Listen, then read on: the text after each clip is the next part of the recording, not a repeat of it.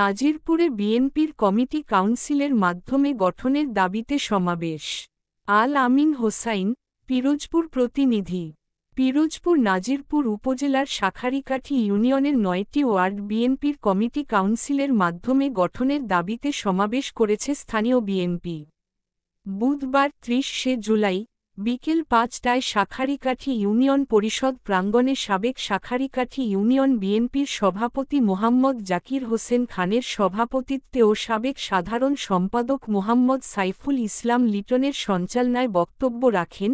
প্রধান অতিথি হিসেবে বক্তব্য রাখেন জেলা বিএনপির সাবেক ভারপ্রাপ্ত সভাপতি ও সাবেক নাজিরপুর উপজেলা পরিষদ চেয়ারম্যান মোহাম্মদ নজরুল ইসলাম খান, উপজেলা আহ্বায়ক কমিটির সম্মানিত সদস্য মোহাম্মদ হিরুয়ার রহমান মোল্লা, উপজেলা স্বেচ্ছাসেবক দলের সাবেক সভাপতি মোহাম্মদ রফিকুল ইসলাম টুকু, উপজেলা স্বেচ্ছাসেবক দলের সদস্য সচিব মোহাম্মদ রিয়াজ উদ্দিন ফরাজি, উপজেলা কৃষক দলের সাধারণ সম্পাদক মোহাম্মদ মিল্টন মাঝি, সদর ইউনিয়ন বিএনপির সাবেক সাধারণ সম্পাদক মহর আলী মৃধা, দেউলবাড়ি ইউনিয়ন বিএনপি সাবেক আহ্বায়ক মোহাম্মদ ফিরোজ কিবরিয়া প্রমুখ।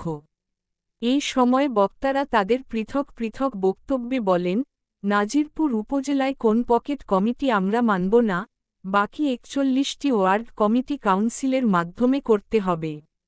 অন্যথায় তারা কঠোর হুঁশিয়ারি প্রদান করেন। আল আমিন হোসাইন, পিরোজপুর প্রতিনিধি, ০১৭১১৪৫৬৯১৭। কি কমিটি বা কাদেরকে নিয়ে আপনারা কমিটি করেছেন? এমনও কমিটি হয়েছে ওয়ার্ডে ওয়ার্ডে একটি নাম ৩টি জায়গায় রাখা হয়েছে। আমরা এর জবাব চাই এবং আগামীতে আমরা সুষ্ঠু নির্বাচনের মাধ্যমে কমিটি চাই। তাহলে বলছেন কোথায় বসে কমিটি করছে?